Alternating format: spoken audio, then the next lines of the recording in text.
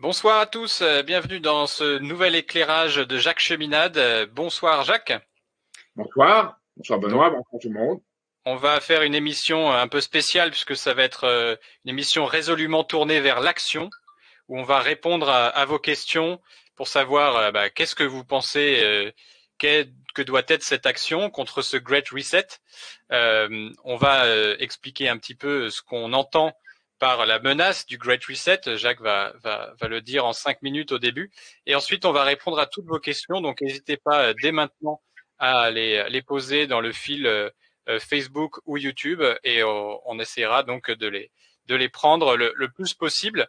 On a à peu près 1 heure pour ça, donc n'hésitez pas à en mettre le plus possible. Et avant ça aussi, je signale que si vous n'êtes pas satisfait des réponses, que vous voulez aller plus loin, que vous voulez vous mobiliser très vite, appelez-nous. On a des militants au standard qui peuvent vous aiguiller et vous conseiller sur les actions à mener. Voilà. Donc Jacques, si tu veux faire pour introduire un peu cette émission, qu'est-ce qui est la menace de ce Great Reset? Alors très brièvement, grande réinitialisation, Great Reset. C'est ainsi que le forum de Davos, qu'aujourd'hui tout le monde connaît, a qualifié une étude de quelqu'un qui s'appelle Klaus Schwab, l'organisateur de Davos, et Thierry Malray. Cette étude, c'est Great Reset Covid. Donc, on saisit l'occasion du Covid pour prévoir le monde qui vient. Alors, le forum de Davos, c'est des hommes les plus riches et plus puissants du monde qui se réunissent et débattent de l'avenir du monde tel qu'ils le voient. Jusqu'à maintenant, ils venaient en personne physique, ils voyaient un avenir écologique qu'ils promouvaient, mais ils venaient en avion, en jet, polluant complètement les choses et prétendant être ce qui ne polluait pas. Alors, pourquoi c'est important de partir de ce point de vue-là? Parce que, et en voyant vraiment leur type de mentalité, c'est que ces gens-là sont ceux qui ont longtemps défendu un capitalisme, disons, où la finance prévalait, mais où les États continuaient à être un peu les collaborateurs de la finance. Et ce système s'est mis en place en particulier à partir du découplage entre l'or et le dollar le 15 août 1971. À partir de là, il n'y a plus de contrôle réel public sur la monnaie et la monnaie devient quelque chose qui appartient à la fois aux grandes banques qui en émettent et à leur lien avec les banques centrales, comme la Banque centrale européenne, la Réserve fédérale américaine, et au lien de ces institutions avec ce qui permet de faire circuler la monnaie à la vitesse de la lumière, c'est-à-dire le numérique et progressivement ce qu'on appellera l'informatique, puis maintenant l'intelligence artificielle. Donc c'est un jeu d'argent. Ce jeu arrive à bout avec le Covid qui l'a exposé, c'est-à-dire qu'on n'a rien préparé, puisqu'on pense à court terme, on pense à flux tendu, et arrive le Covid. Donc, qu'est-ce qu'on sait faire? Tout ce qu'on sait faire dans les pays occidentaux, c'est les mesures du Moyen-Âge, la quarantaine, autrement dit, le confinement. Donc, on confine. C'était nécessaire parce qu'en amont, on n'avait rien préparé. Il n'y avait pas les masques, il n'y avait pas de thérapie prévue, il n'y avait pas de personnel hospitalier, on avait laissé démanteler l'hôpital. Et il n'y avait pas une politique publique qui organisait un contrôle des choses. Dans un pays comme le Vietnam, où il y a des comités de quartier, c'est un pays pauvre, mais ils avaient connu le premier SARS-CoV-1, ils avaient connu ce qu'était un virus et ils s'étaient préparés. Nous pas. Dans les pays occidentaux, on ne s'est pas préparé. Donc, on tire argument de ça pour dire c'est un monde nouveau qui arrive. Et ça crée les conditions d'un monde nouveau. Dans ce monde nouveau, il faudra s'adapter. Alors, en réalité, ce qu'on propose, c'est un capitalisme financier qui n'est plus dominé par les États ou les banques, mais par les banques centrales qui se trouvent associées aux grands du GAFAM, c'est-à-dire les sociétés du numérique de Silicon Valley. On peut dire que c'est une sorte d'alliance entre les banques centrales, Wall Street, la Cité de Londres, et Silicon Valley, promu par DARPA, qui est l'organe de recherche du Pentagone américain. Donc tout ça n'est pas une conspiration, c'est dit de façon ouverte au grand jour à Davos. Et on dit, dans ces conditions, c'est la seule solution possible. Il présente toujours les choses comme ça. C'est la seule solution possible, c'est de s'adapter à un ordre où, dans un monde fini, les ressources sont finies, donc il ne peut pas y avoir une croissance qui continue. Il peut y avoir un système financier qui continue à fonctionner.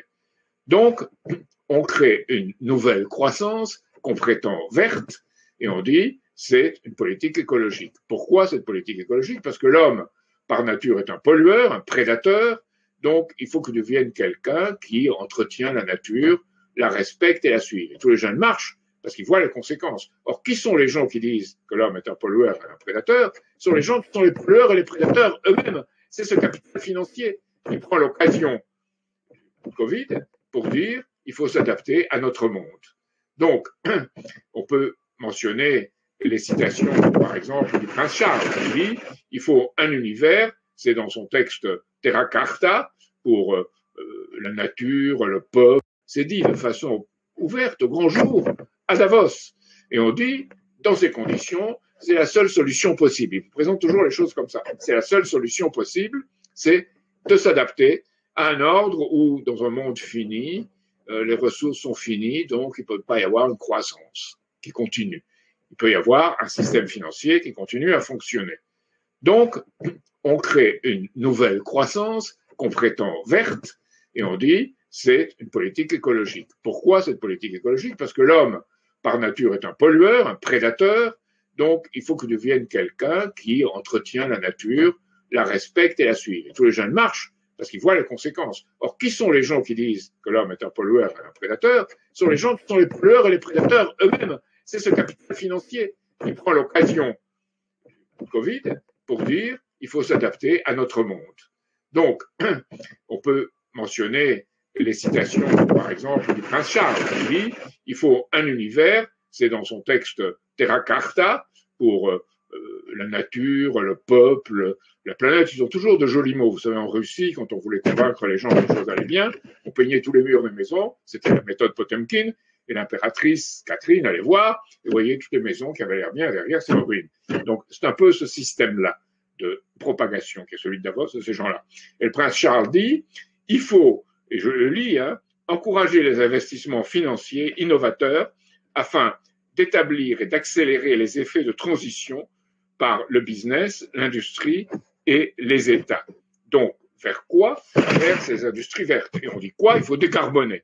Et surtout, il ne faut pas faire le nucléaire parce que c'est une société trop forte. Il faut faire une société dans laquelle il n'y ait pas le nucléaire et il n'y ait pas non plus les énergies. Parce que l'homme, par nature, est un pollueur, un prédateur.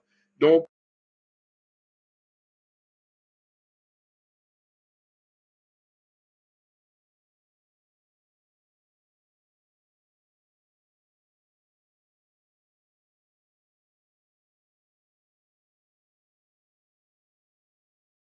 il faut que devienne quelqu'un qui entretient la nature, la respecte et la suit. Et tous les jeunes marchent parce qu'ils voient les conséquences. Or, qui sont les gens qui disent que l'homme est un pollueur et un prédateur? Ce sont les gens qui sont les pollueurs et les prédateurs eux-mêmes. C'est ce capital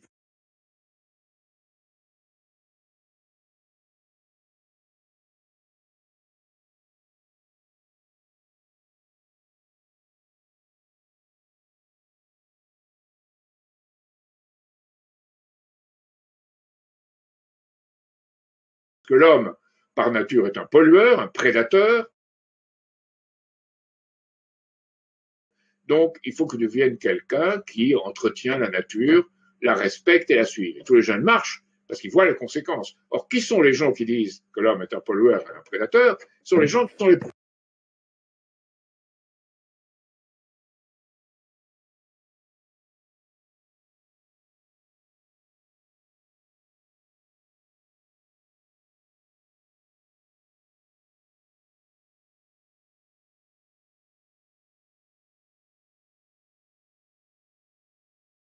que l'homme est un pollueur et un prédateur, ce sont les gens qui sont les pollueurs et les prédateurs eux-mêmes. C'est ce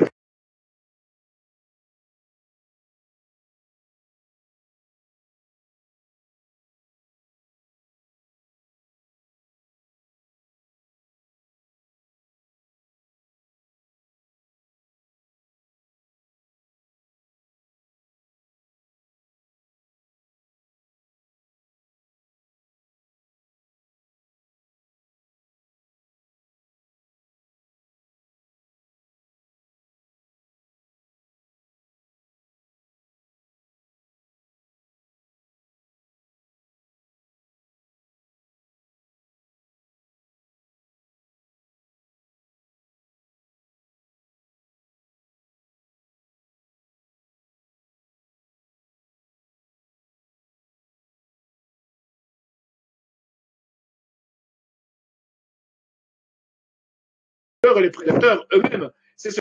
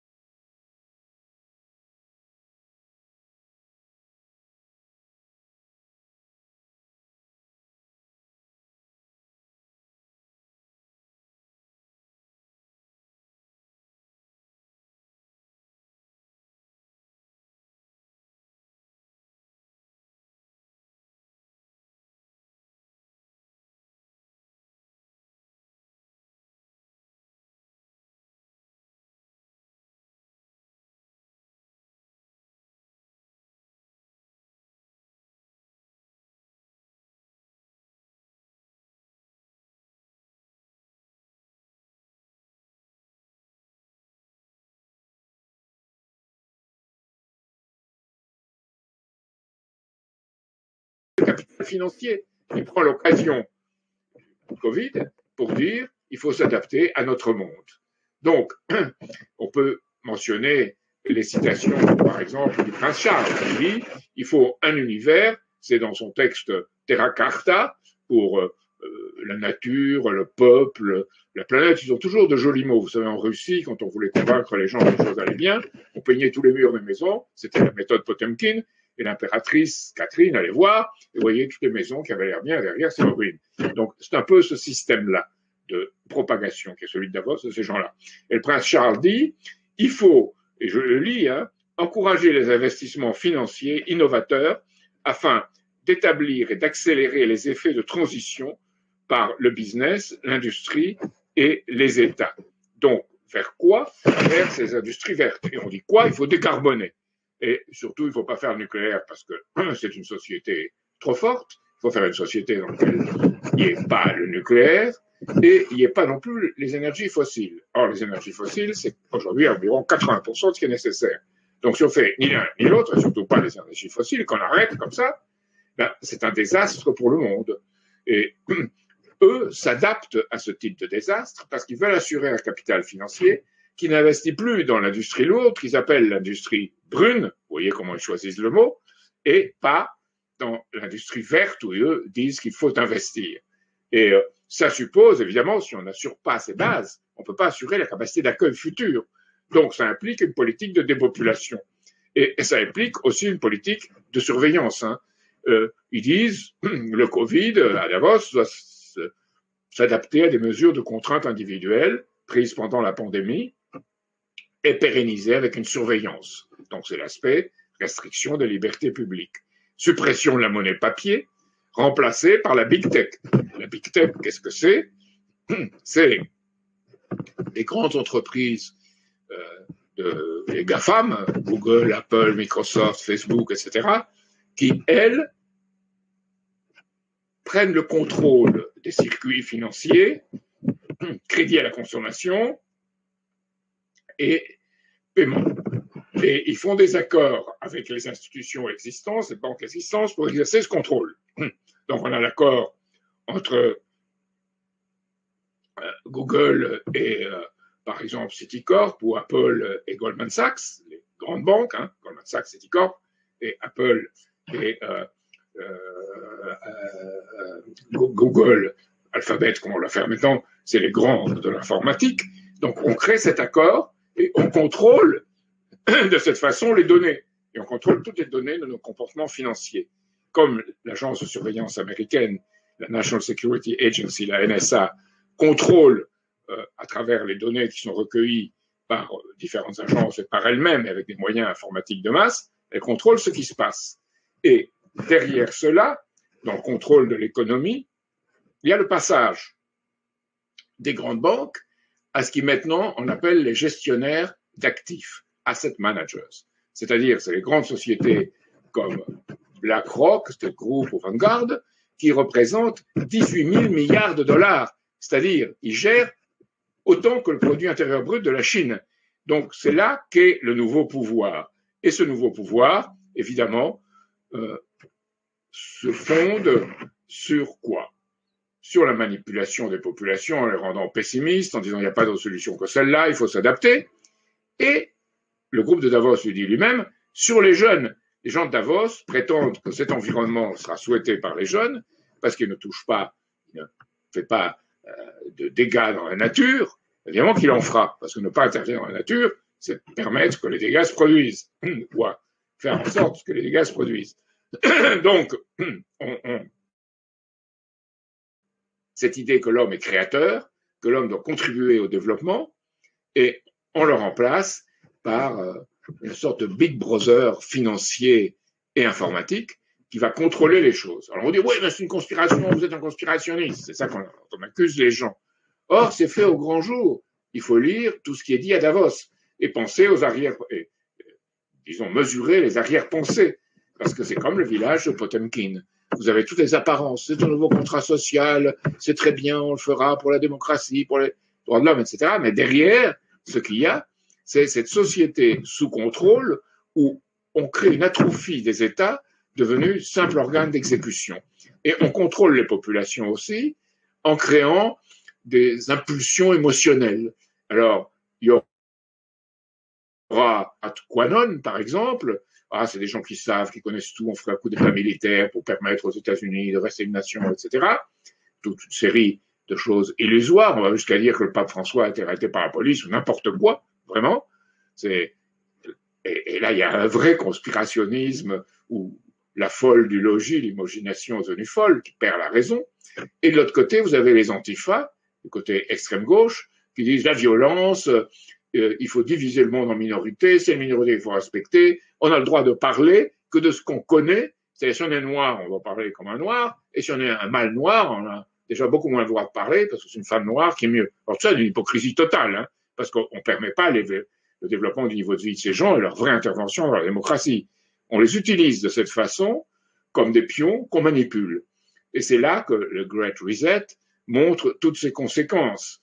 Et je dirais un simple exemple pour terminer. Pour la France, il est envisagé nommément dans le rapport et dans les discussions de Davos la disparition de 75% des restaurants indépendants au bénéfice des grandes chaînes. C'est dit. Donc, évidemment, on voit qu'aujourd'hui, la fermeture des restaurants pendant les mesures de confinement correspondent assez bien à cette perspective que voudraient ces intérêts.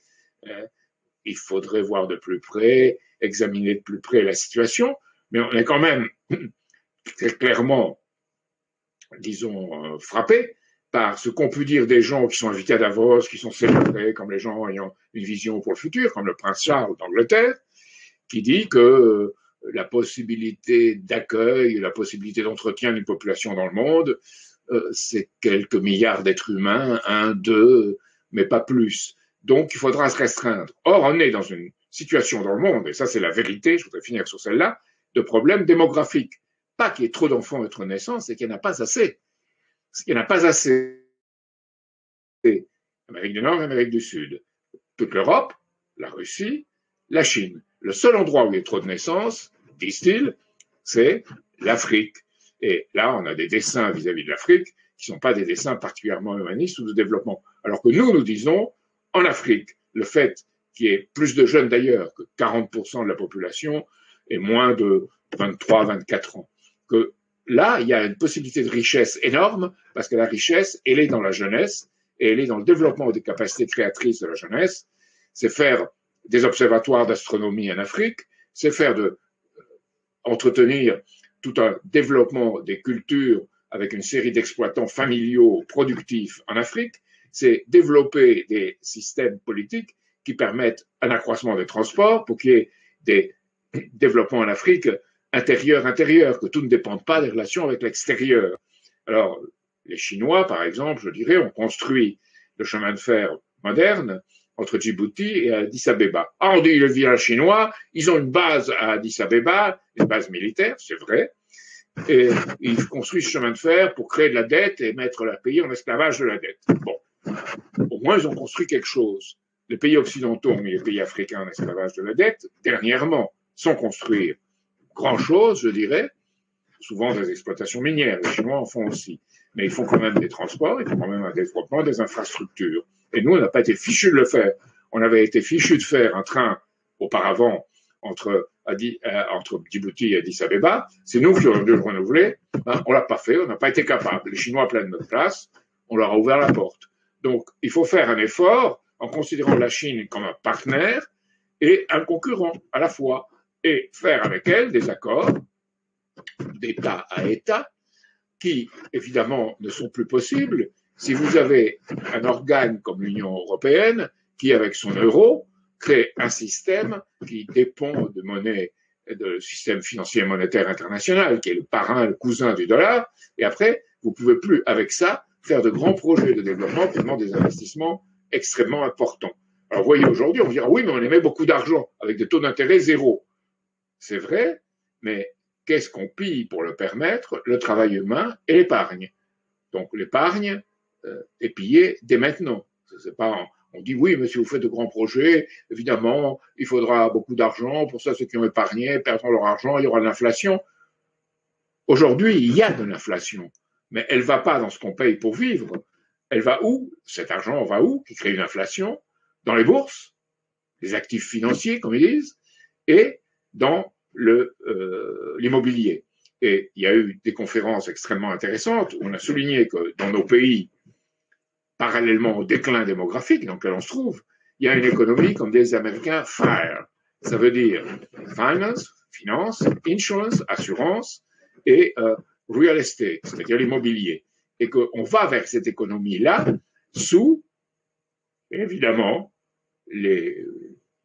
la peinture, les façades élaborées à Davos, qui disent en partie la vérité, mais qui ne disent pas, au fond, quel est leur projet et ses conséquences, et surtout ses conséquences en termes de dépopulation et en termes de non-développement des pays du Sud. Car, et je finirai sur celle-là, si vous interrompez très rapidement la production d'énergie fossile, ces pays ne se développeront plus et il n'y aura plus de quoi faire une économie qui permet de nourrir et de développer les gens et de les faire vivre.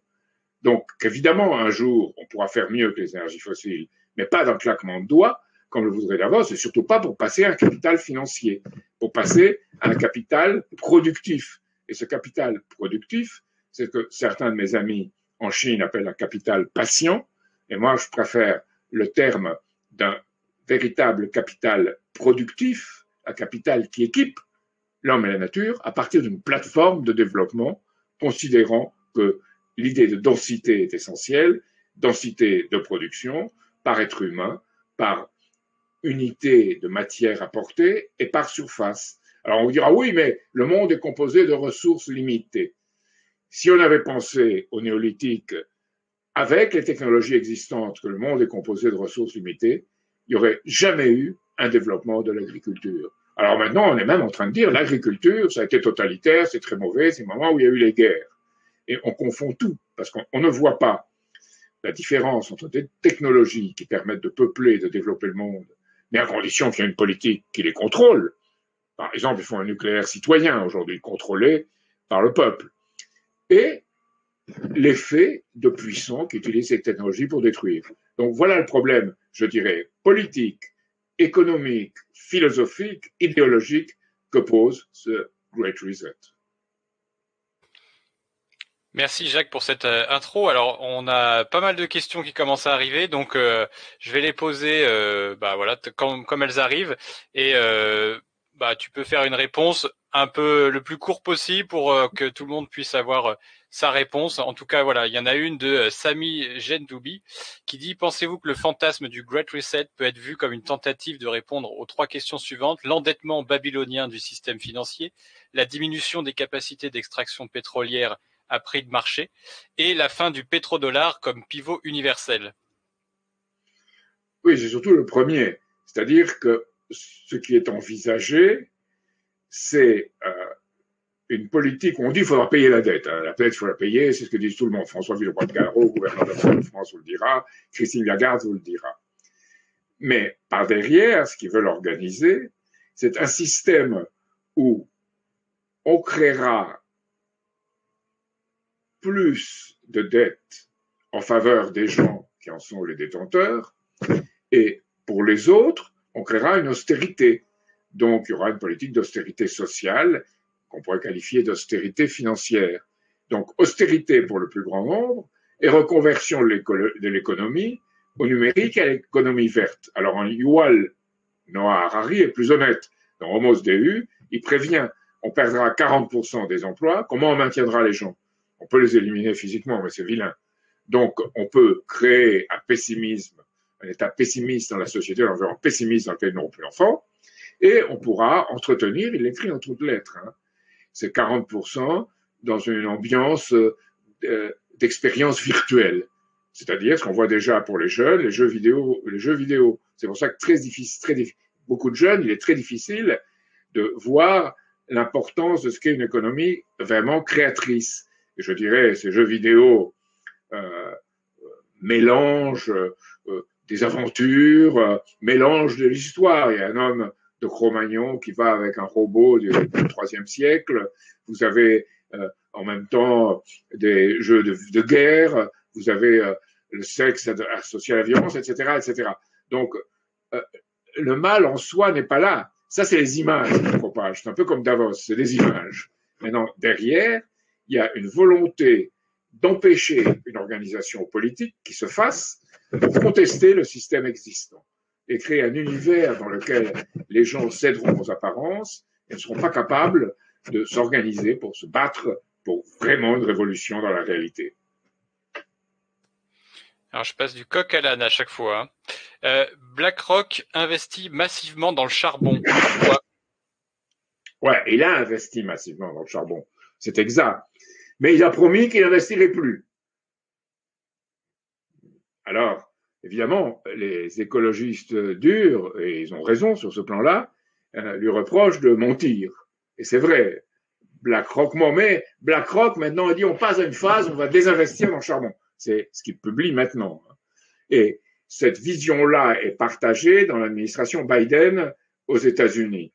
Il ne faut pas croire que les milieux de la Silicon Valley sont tous avec Biden. Il y a eu Peter Thiel qui était avec Trump, par exemple.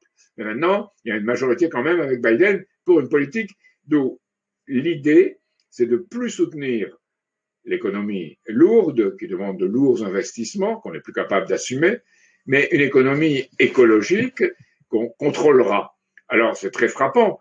De BlackRock, il y a une femme qui s'appelle Adewale Wali Adeyemo, qui était auparavant chef de cabinet de Larry Fink. Larry Fink, c'est le dirigeant de BlackRock, et qui maintenant est nommée adjointe numéro 2 au Trésor américain de Janet Yellen, qui sera secrétaire au Trésor, c'est-à-dire que c'est en réalité dominant les finances, et qui était auparavant directrice de la Réserve fédérale. Donc vous voyez comment ces choses-là marchent, imbriquées. Et vous avez aussi deux autres éléments qui seront partis du gouvernement Biden. C'est Brian Deese, qui est le Conseil national économique, qui est un ancien de BlackRock, et Michael Powell, qui était dans l'administration Obama, mais qui aussi avait été dans le milieu, avait eu responsabilité à BlackRock. Donc vous avez, c'est pas le, ça serait caricatural de dire c'est BlackRock qui domine le gouvernement. C'est BlackRock qui est une agence de transmission de cette politique décidée par une oligarchie financière mondialisée, qui est par nature défavorable à une économie de développement dite lourde par eux, qui s'appelle brune, et défavorable aux États-nations. Pourquoi? Parce que dans les États-nations, il y a une possibilité de démocratie républicaine. Et eux, ce qu'ils veulent promouvoir, c'est soit l'abstention, le détachement des êtres humains du jeu politique, soit une démocratie d'opinion, une démocratie où tout le monde confus dira n'importe quoi, et où s'il y a des oppositions qui se dessinent trop grandes contre eux, ils essaieront de diviser cette opposition pour régner. Donc, à droite ou à l'extrême droite, ils promouvront Quanon, qui est un organisme, on fait croire à la grande puissance militaire, ils vont rétablir les nations, etc. Et à l'extrême gauche, les antifas, qui disent, si on détruit le capitalisme, si on détruit toute cette économie qui domine et détruit la nature, tout ira bien. Donc, vous tenez les deux bouts, et vous voulez croire, mais c'est américain. Non, c'est en Europe. Nous avons vu des gens qui ont pris des contacts avec certains gilets jaunes dans une partie de la France, et ils sortaient de dessous leur cou la marque de Quanon. Quanon est venu en France. Et les antifas, vous les voyez, sous la forme de Black Bloc parmi les plus durs. Alors, tous ces gens sont des victimes, mais on réussit à faire de victimes des gens qui deviennent, par leur manipulation, des gens qui consolident le système. C'est comme toute l'occupation du Capitole aux États-Unis. C'était un jeu vidéo, une provocation qui a permis par la suite de dire toute personne qui a participé à cela doit être exclue de la vie politique. Tous les gens associés à cela aussi, le Trumpisme qui était favorable à l'industrie lourde, disent-ils, c'est pas tout à fait vrai, mais ils le disent, doit être éliminé. Donc, on doit prendre des mesures pour empêcher que les gens qui aient des Trumpistes fassent ça. Et pire encore, aujourd'hui, il est préparé dans le milieu de l'administration Biden un projet de loi contre le complotisme, comme si le complotisme pouvait être défini, évidemment. Et on peut dire complotisme d'à peu près tout. Il y a deux types. D'ailleurs, j'ai une question là-dessus. C'est que pensez-vous de Bill Gates? Bill Gates, c'est très intéressant parce que c'est un philanthrope, hein, et sa femme surtout est une philanthrope. Philanthrope, ça veut dire des gens qui veulent aider les autres. Alors l'apparence, c'est qu'il a favorisé la vaccination en Afrique contre la polio, ce qui a eu de très bonnes conséquences, bien que ça ait été fait à l'américaine, pas avec beaucoup disons, délicatesse, c'est-à-dire on tape vaccin, mais ça a permis d'éradiquer la polio en Afrique. Mais en même temps, il y a toutes les arrière-pensées de domination. Et Bill Gates est quelqu'un qui est associé à tout le milieu, disons, de cette économie virtuelle et qui est dans la pensée de ces gens-là une économie où on pense que, par exemple, il faut donner aux femmes africaines le droit à la contraception. Très bien, il faut savoir les conséquences de ce qu'on fait et les maîtriser. Mais dans leur vision, c'est limiter la population et créer les conditions où il y aura moins de naissances. Parce que pour eux, la grande peur, c'est que l'Afrique, il y ait plus de naissances et ça doit. On dirait, c'est contradictoire, ils vaccinent contre la polio. Et ils prétendent être pour l'éducation des jeunes femmes. Mais en même temps, il y a cette vision financière que sera fait dans un ordre financier et qu'on se donnera bonne conscience en ayant fait ces choses-là, tout en créant en même temps avec ses copains et ses coquins, tout un système financier destructeur. Et on se donnera bonne conscience, c'est comme la personne, le milliardaire qui va à l'église ou au temple et qui à la sortie donne un sou pauvre qui est à la sortie et qui va faire toute une politique avec son entreprise ou sa banque qui sera tout à fait contraire aux intérêts du peuple. Mais il donnera un sou à la sortie. Bill Gates, c'est un peu ça. Et je pense que sa femme est tout à fait probablement, elle croit qu'elle est un philanthrope, va sauver le monde, parce qu'il y a toute une entreprise de lavage de cerveau, je dirais, qui atteint même l'échelon supérieur aujourd'hui. C'est-à-dire, ce lavage de cerveau, c'est un peu tout le monde qui y est soumis pour leur destruction par les peuples, mais aussi ce que quelqu'un comme David Graeber a appelé les bullshit jobs. C'est-à-dire qu'au sommet, c'est pas des gens très intelligents. Vous voyez, Zuckerberg, c'est pas une intelligence. Il y en a d'autres qui le sont, mais pas Zuckerberg. Donc vous le voyez, et avec toute la puissance qu'il a, qui est un domestique de luxe. Il y a beaucoup de gens qui sont des domestiques de luxe dans ce milieu-là. C'est les bullshit jobs, c'est les gens qui sont très au-dessus, hein, mais qui n'ont pas l'impression de faire un travail utile pour l'humanité. Et Bill Gates se donne l'impression de faire ce travail utile pour l'humanité en faisant ce qu'il fait. Mais voir en Bill Gates le centre de toutes les conspirations, c'est faux. Le voir un associé aux conspirations et dans le domaine financier, ses liens avec toute l'économie du numérique et de Wall Street, c'est vrai. Alors, c'est pas Davos qui a inventé la pandémie et c'est pas Bill Gates. Oui, certains disent il en a parlé avant. Lyndon LaRouche aussi en a parlé avant, dès 1971. C'est LaRouche alors. Pardon ? C'est LaRouche le problème alors.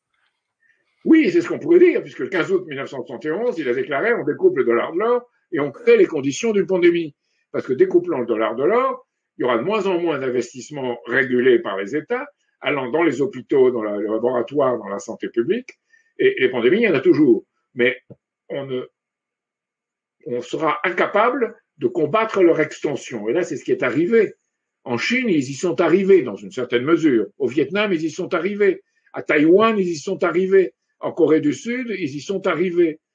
Pas dans les pays européens, pas aux États-Unis où c'est un véritable désastre, parce qu'on a cette absence de règles et un individualisme frénétique complètement découplé, je dirais comme le dollar était découplé de l'or, un individualisme frénétique découplé de l'intérêt général et de l'intérêt public. Donc c'est à cela qu'il faut redonner le sens. Et pas, je pense au masque par exemple. Bon, le scandale, il n'y en a pas eu. C'est ce qu'il n'y en a pas eu au début de la pandémie en France. Mais il y a plus, c'est que les gens pensaient au masque pour se protéger soi-même et ne pensaient pas au masque pour protéger les autres. Et là, il y a tout un travail à faire sur la qualité du masque. C'est vrai. Il y a des masques qui sont meilleurs que l'autre. Le masque chirurgical, c'est pas parfait. Les masques plus élaborés, oui. Mais c'est penser à l'autre, à l'avantage d'autrui. Or là, on a induit chez les gens de penser à eux-mêmes et de croire que, comme implicitement l'homme est malveillant, il jouerait un rôle néfaste vis-à-vis de la nature s'il agit sur elle. Or, moi-même, j'ai été en Afrique, en Amérique du Sud, dans un endroit où il y avait la nature, je vous assure, c'est pas une nature aménagée comme en France par l'homme, et c'est une nature qui est dure pour l'homme, et même parfois dure pour les animaux. Certains animaux s'y adaptent, mais c'est dur pour eux aussi. Donc, il faut penser à cette nature que l'homme doit maîtriser en pensant aux effets et sur l'homme et sur la nature. Or, ces prédateurs du capital financier, pas un instant, ils y pensent. C'est, dans un sens, dans les conséquences ultimes, c'est, disons, encore pire que ceux qui bâtissaient des centrales thermiques au charbon sans prendre aucune précaution, et ces horribles mines au charbon de Pologne ou de Chine. On est en train de remplacer. Le problème, c'est pas le charbon, c'est une technologie dans laquelle on sacrifie les êtres humains à un type d'emploi qui est destructeur, alors qu'on pourrait créer un type d'emploi qui ne l'est pas. Et on ne veut pas le faire parce que, évidemment, on utilise les êtres humains comme des pions qui rapportent. Alors justement, il y a une question qui va dans ce sens. Là, c'est Ida Pingala. Les Chinois sont-ils d'accord avec le programme de Davos? Eux qui font beaucoup de charbon. Il faut comprendre la Chine. La Chine, sous Mao, vivait dans l'isolement et dans un état d'une dictature qui était incapable d'assurer un avenir. Deng Xiaoping a pris conscience qu'il fallait les technologies qui étaient élaborées ailleurs et qu'il fallait les prendre et les adapter à la chinoise. Donc faire venir des entreprises de l'extérieur, en particulier des États-Unis, d'Allemagne, de France, des pays occidentaux. Qu'il fallait les contrôler. Sans ça, la Chine serait occupée. Ils ont l'expérience, les Chinois, d'avoir été occupés par les intérêts prédateurs occidentaux. Une sacrée expérience historique. Le sac du palais d'été dénoncé par Victor Hugo, par les troupes anglaises et celles de Napoléon III en France, est un exemple. Bon. Alors, ils sont protégés avec un parti communiste fort qui contrôlait les choses. et ils sont protégés en envoyant énormément d'étudiants à l'étranger apprendre la science occidentale, les technologies, qui après sont revenus en Chine pour gérer l'économie, qui par eux et pas par des agents prédateurs de compagnies financières ou industrielles, même étrangères. Donc les Chinois ont créé ce type de développement. Comme ils l'ont créé très vite, ils ont des problèmes écologiques. Donc c'est vrai, de grands problèmes écologiques. D'une part, ils ont investi à tout crin en utilisant parfois la nature comme un support et pas comme un milieu vivant. Et deux, ils ont fait des maisons partout, des immeubles, des maisons, des appartements énormes partout qu'on voit dans toute la Chine, parce que c'est un investissement dans l'équipement et ça permet d'investir dans quelque chose qui, espérait-il, allait être occupé par de nouvelles générations de Chinois. Mais on a fait trop et on a créé des intermédiaires financiers que le gouvernement actuel essaye de réprimer ou de contrôler. Mais les Chinois investissent dans deux choses, comme ils peuvent, qui ne sont pas dans la logique de Davos. Dans le nucléaire, c'est les derniers qui investissent sur plusieurs centrales nucléaires en même temps. La France avait un atout, on est en train de le perdre. Et ils investissent dans les mines de charbon modernisées. Et les mines de charbon modernisées sont très peu polluantes. Les anciennes l'étaient vraiment. Donc, ils ont une idée que la science peut collaborer à ce développement du futur. Et ils appellent ça une écologie humaine, une économie du futur, une écologie qui sera vraiment une écologie du peuple. C'est très opposé à la notion d'écologie punitive, prédatrice, qu'on utilise en faveur du capital financier dans les pays occidentaux. C'est très différent. Donc, évidemment, si cette écologie humaine était développée dans les pays occidentaux, en pensant à la science qui permet densité de production, évidemment, en la considérant, on réussirait à produire en polluant moins et en produisant davantage. Mais ce n'est pas notre orientation pour l'instant. Alors, il y a quelques efforts individuels qui sont faits dans ce sens, mais on ne peut pas bâtir toute une économie sans les modes de production les plus avancés. C'est quelque chose qui est du type de ce que H.G. Wells a appelé dans une œuvre connue des années 20, le Open Conspiracy, la conspiration ouverte. Alors, on parle beaucoup de conspiration, lui, il écrivait comme ça, en disant, voilà, il y a quelque chose qui se passe, c'est un pouvoir dans lequel on ôte aux gens la raison, les infantilisant au niveau d'un pouvoir qui est au-delà de leur accès et au-delà de la démocratie. Justement, là, tu parlais enfin, il y a une deuxième question de la même personne que pensez-vous du modèle industriel de Paoli, puisqu'on parle de produire mieux dans des meilleures conditions, etc. Est-ce que c'est un modèle qui pourrait être meilleur que celui de Davos, du Great Reset ou pas? Je pense que le modèle industriel doit se baser avant tout sur l'éducation et la formation. C'est là qu'est la question. Partout, hein. Depuis la police, on le répète aujourd'hui, que les policiers sont formés en 8 mois au lieu de 12 mois, c'est un problème, et c'est vrai que c'est un problème, qui ne sont pas formés à manière, disons, moderne de traiter des êtres humains, c'est vrai, c'est pas la faute des policiers, c'est la faute de cette mauvaise formation. Donc, et d'un côté, c'est vrai pour l'empreinte écologique, c'est-à-dire c'est par le haut qu'il faut faire, et par la science, et par le développement, et pas en recul. Il n'y a pas d'issue qui ramène au passé pour l'être humain. On ne peut pas revenir à une utopie en arrière dans laquelle on vivra comme les Amish. Il a raison, Macron, sur ce plan-là. Ce qu'il fait n'obéit pas du tout à ce qu'il faudrait faire. Mais là, quand il dit les Amish, De Gaulle appelait ça, on ne peut pas revenir au temps des lampes à huile et de la marine à voile. C'est vrai, on ne peut pas. Et beaucoup de partis d'extrême gauche ou de gauche ont été infectés par cette idéologie qui, à l'origine, était de droite et d'extrême droite. On pourrait dire, en France, ça avait pris certaines formes pendant la guerre de 1940-44, pétainiste. Mais évidemment, eux, ils diront non, non, c'est pas du tout la même chose, on entend le faire de façon démocratique, avec des monnaies locales, on s'organisera, etc. C'est peut-être un certain temps, on peut organiser cela, mais certainement pas tout le temps et pas partout. Donc, c'est peut-être défensif, mais il n'y a pas de ligne Maginot qui tienne. On ne peut pas faire une ligne Maginot contre le progrès, contre le développement. Ce n'est pas possible. L'être humain est créateur par nature. Ce qu'il y a, c'est qu'il faut que cette création soit maîtrisée politiquement et qu'il y ait une véritable démocratie républicaine de responsabilité et où on puisse, les gens qui sont les citoyens, puissent contrôler constamment leurs élus. Alors, ça suppose évidemment toute une réflexion sur la démocratie représentative et la démocratie directe. Personnellement, pour de grandes questions, je pense qu'il faut des référendums, des initiatives citoyennes proposées dans le peuple, dans des conditions où ils puissent passer, et pas en disant référendum, référendum, et en le réservant aux élites. Pardon, j'en profite pour une petite question, voilà, de Valérie qui dit comment stopper ces dingues.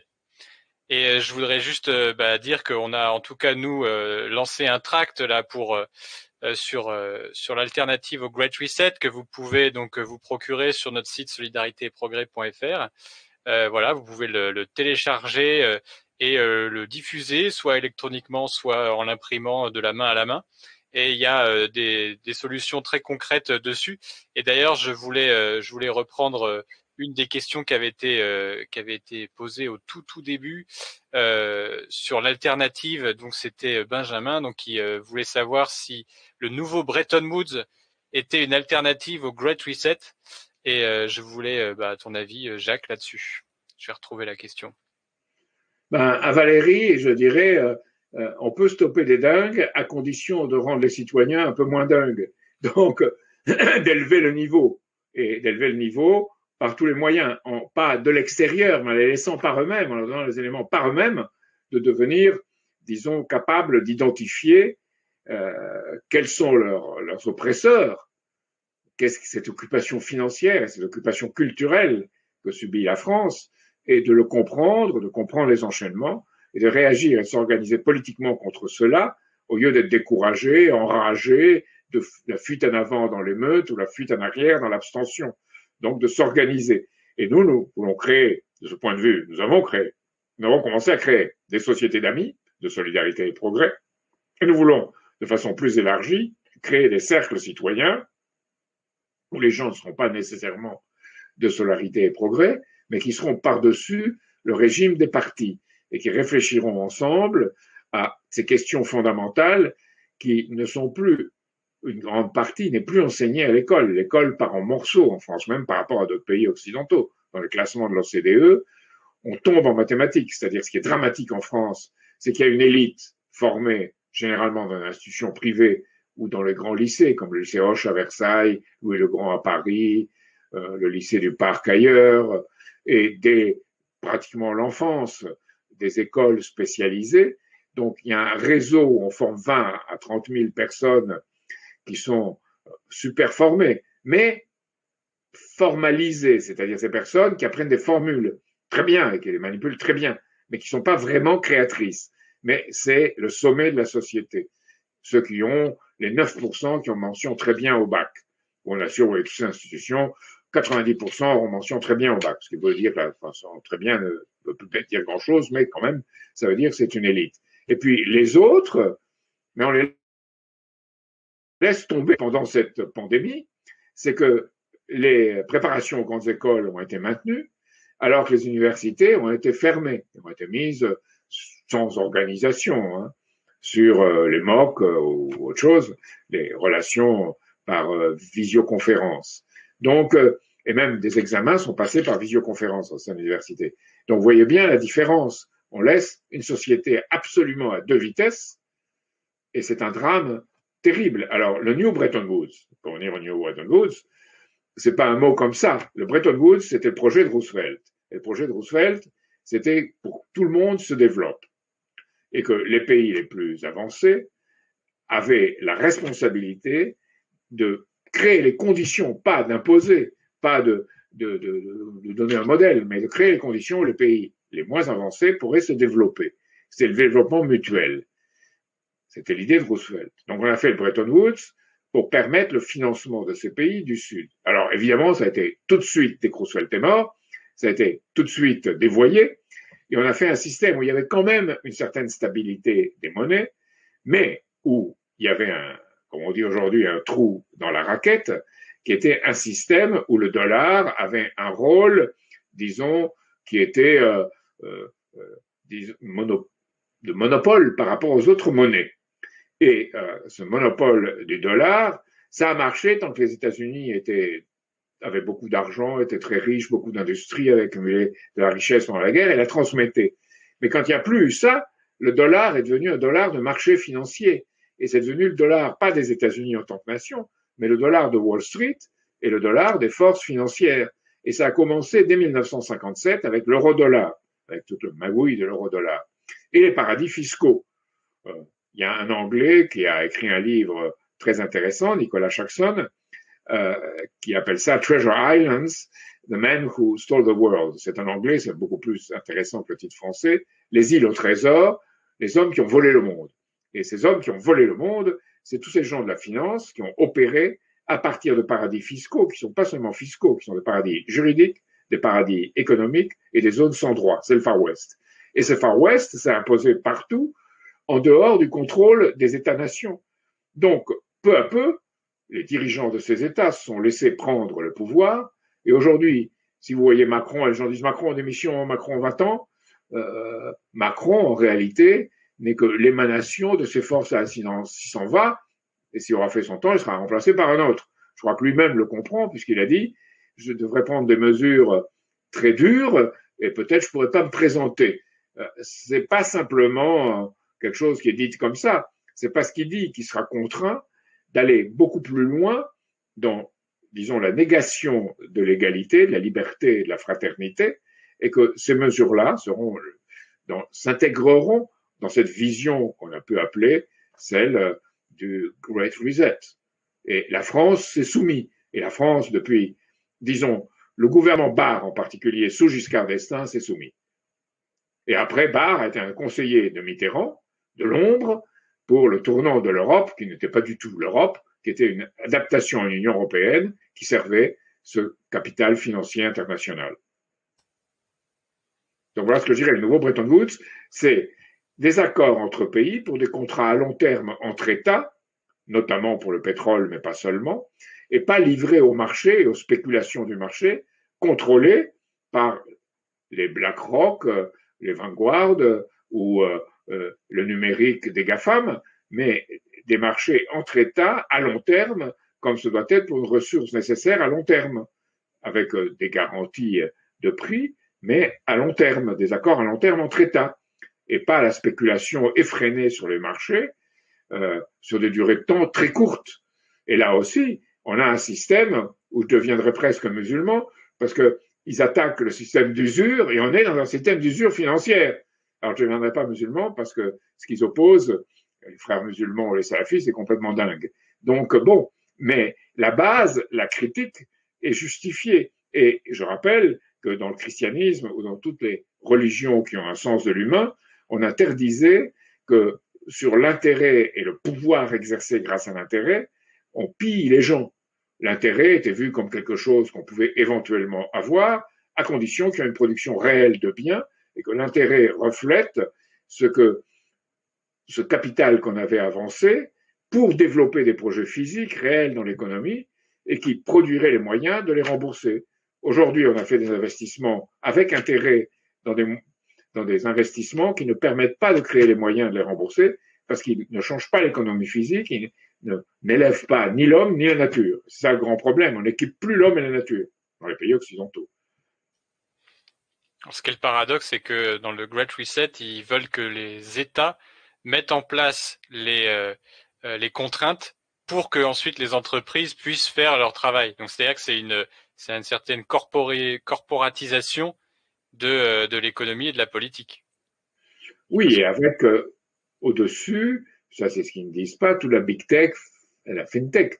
Les banques, c'est fini. Pourquoi? Parce qu'on porte tous les gens, vous l'avez vu dans votre vie quotidienne, ceux qui écoutent, c'est qu'on porte, ou qui me voient, on porte les banques vers les banques du numérique, vers les banques sur Internet. Pourquoi? Ça coûte rien, une banque sur Internet.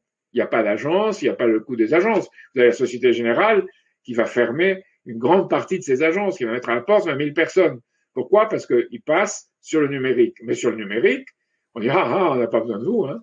Le big tech, les fintech, toutes les organisations du numérique peuvent très bien se passer des banques, sauf si les banques deviennent les supplétifs de ces gens-là et deviennent des serviteurs, des domestiques. Et bientôt, BNP va faire payer pour qu'on puisse voir un conseiller clientèle. Donc bon, on voit Oui, l'évolution. parce qu'on paye pour le physique, pour avoir le physique. Hmm. On est condamné au virtuel si on n'a pas les moyens.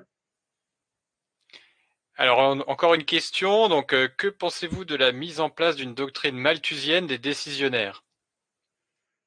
Ah ben, qui sont logiques avec eux-mêmes et que quand on commence à faire une économie qui ne réunit pas les ressources pour le futur, on devient en termes de population un délinquant ou un criminel parce qu'on ne veut pas développer les populations. Moi, j'ai eu une altercation violente avec Aurelio Peccei, qui à l'époque dirigeait le club de Rome, et qui disait il y a des limites à la croissance. Et Lyndon LaRouche, mon ami américain, et moi-même, nous disions si l'être humain est créateur, on arrive dans des conditions où on passe au-delà de certaines limites, et après, dans cet au-delà, on peut faire des choses qu'en deçà, on ne pouvait pas faire parce qu'on a des nouvelles technologies plus productives avec un esprit de découverte humain qui permet de découverte. Et il faut ce lien entre les découvertes de principes physiques nouveaux, comme la fusion nucléaire par exemple, les technologies qui y correspondent, et puis les innovations dans le quotidien. S'il n'y a qu'une innovation et technologie et pas découverte, vous avez très vite un problème. Et s'il n'y a ni innovation ni technologie, vous avez un problème encore plus grave. Et c'est le cas aujourd'hui de ce dévoiement de l'écologie. C'est une écologie du pas faire, alors que l'écologie dans le système entre les rapports entre l'homme et la nature, c'est que l'homme fasse de façon responsable pour les autres humains et pour la nature, et ne conçoivent pas ou ne traitent pas les autres humains comme des passifs, ou ne traitent pas la nature comme des passifs. Il y a le vivant dans la nature et il y a le pensant chez les êtres humains. Et c'est ce qu'il faut respecter pour faire une société. Mais vous ne pouvez pas considérer que l'être humain, par inclination et par naturel, sera un mauvais qui va porter atteinte à la bonne nature et aux autres êtres humains. L'être humain doit penser, comme dans toute la philosophie qui a eu un sens, en termes de réaliser le bien, le beau et le vrai. Et s'il lâche sur cette question-là, il va lâcher sur tout. J'ai une question, tu vas comprendre pourquoi je la pose. Donc Patrice qui dit comment décentraliser, parce qu'évidemment le Great Reset c'est beaucoup de centralisation de pouvoir auprès des banques centrales notamment et des différents big tech. Mais nous on a aussi une alternative à ça qui en parallèle de ce comment dire ce tract sur le Great Reset, on a aussi un manifeste pour un véritable aménagement du territoire qu'on fait circuler partout dans les petites mairies, auprès des conseillers régionaux, des élus, etc. Et qui tient dans 3 points, qui est la stricte séparation bancaire, la Banque nationale et un État stratège pour aménager le territoire. Donc on vous invite aussi à prendre connaissance de ces mesures, puisque face à ce Great Reset, il va falloir quand même donner du pouvoir aux localités, mais aussi à l'État-nation. Donc, je veux bien que tu répondes là-dessus, peut-être, Jacques. Alors, c'est une très bonne question, parce que dans de nombreux cas, en France, on a décentralisé, on a prétendu décentraliser, mais en infantilisant les gens. En fait, on n'a pas décentralisé, on a déconcentré en gardant des autorités au niveau local qui étaient directement reliées à l'État. C'est comme les nationalisations. On n'a pas nationalisé au sens des intérêts des citoyens et du peuple, quand la gauche essayait encore quelque chose en 81. Qu'est-ce qu'on a fait? On a étatisé, ce qui est très différent. C'est-à-dire qu'on a nommé au poste de responsabilité dans le public des gens qui avaient la même pensée que ceux qui étaient au privé auparavant. C'est-à-dire des gens qui avaient la conviction qu'ils savaient alors que le grand nombre ne sait pas, qui savaient ce qui était bon pour eux et qui n'avaient aucun sens d'organiser une société de coopération et de développement mutuel. Et cette société de coopération et de développement mutuel exige 2 choses.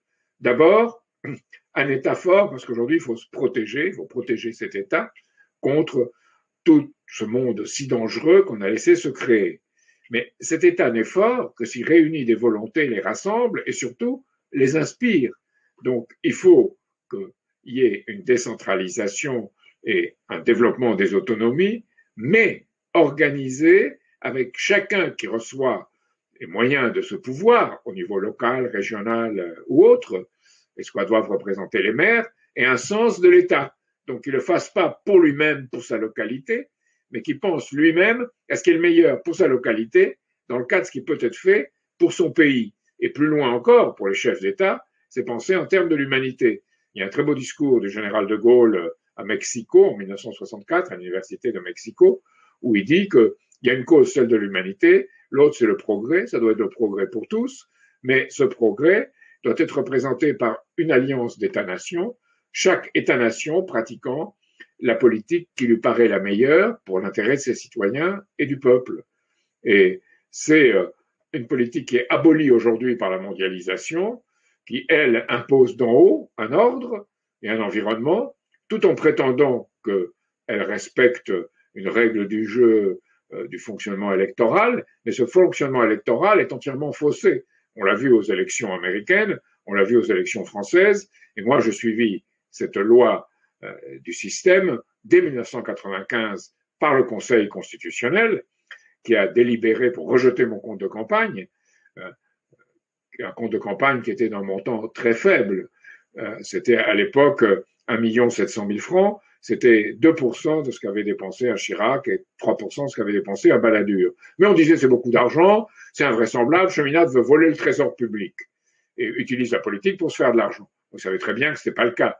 Comment quelqu'un qui a fait HEC, l'ENA et tout ça, et qui est devenu dissident par rapport à ça, va-t-il se livrer à ce genre de manœuvre? C'est absurde. Et comment quelqu'un qui attaque le financier va-t-il essayer de voler l'État? C'est absurde.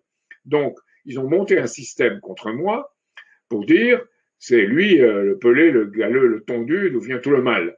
Et Balladur et Chirac, évidemment, n'ont pas rien fait de mal. En effet, dans la loi du système, Balladur, Chirac et Le Pen, Jean-Marie Le Pen, dont le compte aussi était irrégulier, sont tous trois acceptés parce qu'ils font partie du système et on connaît leur magouille, on connaît leur façon d'opérer. Alors Cheminade, c'est un nouveau et il faut empêcher que toute chose nouvelle arrive parce que le système est incapable d'assimiler quelqu'un qui considère comme son adversaire. Et c'est là qu'il n'y a plus de démocratie à partir de là.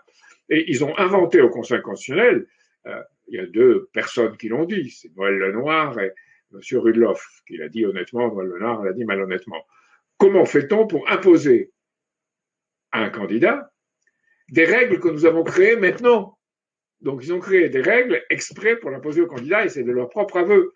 Alors qu'ils se sont tous réunis pour rendre acceptables les comptes de Balladur et de Chirac, comme en essayant de rogner sur leurs dépenses. C'est même pas les responsables à l'époque de la campagne de Chirac ou de Balladur qui l'ont fait, c'est les juges du Conseil constitutionnel et en particulier bien plus les rapporteurs adjoints qui l'ont fait.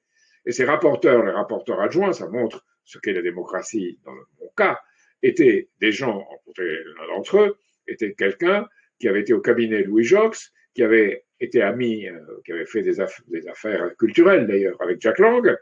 Donc on avait quelqu'un, quelle que soit son honnêteté, que je mets ici en doute, mais même s'il avait été honnête, il vient d'une organisation différente et me juge, alors que je suis quelque chose d'autre. Donc, évidemment que c'est très choquant. Et il a été nommé par des autorités qui l'ont nommé parce qu'il avait ses références. Et le président du Conseil constitutionnel, Roland Dumas, tout le monde sait, il a été plus modéré dans cette affaire. Il a